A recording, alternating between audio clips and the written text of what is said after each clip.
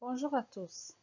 Cette vidéo fournira des informations de base sur les épiceries locales ici à Fredericton. Avant de commencer, il vous faut garder à l'esprit que la plupart d'entre eux offrent une heure supplémentaire tôt le matin aux familles monoparentales, aux personnes âgées et aux personnes à mobilité réduite pour qu'ils puissent faire leurs courses sans problème avant l'ouverture au public.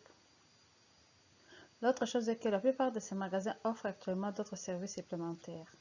Ce que je vais dire, c'est que vous pouvez soit passer votre commande en ligne, soit appeler ou même envoyer un courriel selon le magasin et passer une commande à livrer ou à récupérer.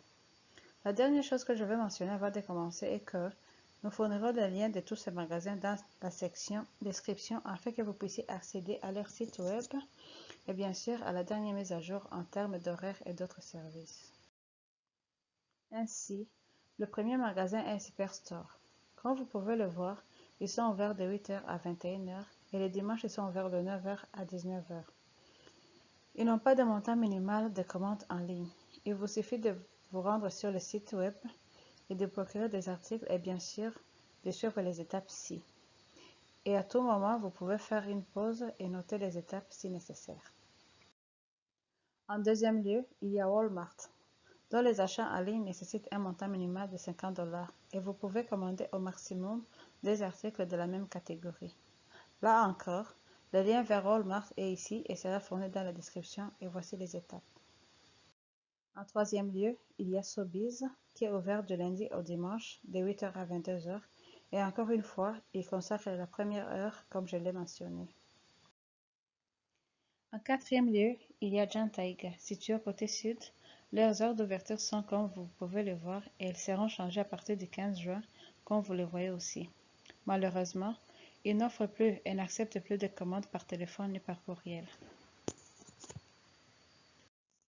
Une autre option est le St. Mary Supermarket qui se trouve du côté nord. Et là encore, c'est le numéro à appeler et vous pouvez payer par la carte de crédit. En cinquième lieu, Victory Meat Market, qui est une autre épicerie locale qui consacre la première heure aux personnes âgées et aux personnes à mobilité réduite. Elle propose des livraisons au prix de 3,99 $, mais il faut demander si vous êtes en dehors d'une certaine zone et s'il y a des frais supplémentaires. Il est toujours bon de vérifier. Vous pouvez passer votre commande à ces numéros-ci tous les lundis au vendredi entre 7h et midi.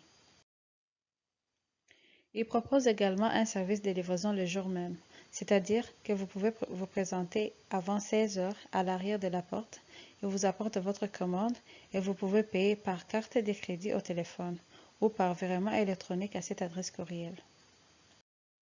En dernier lieu, le Bulk Burn, qui est une autre option.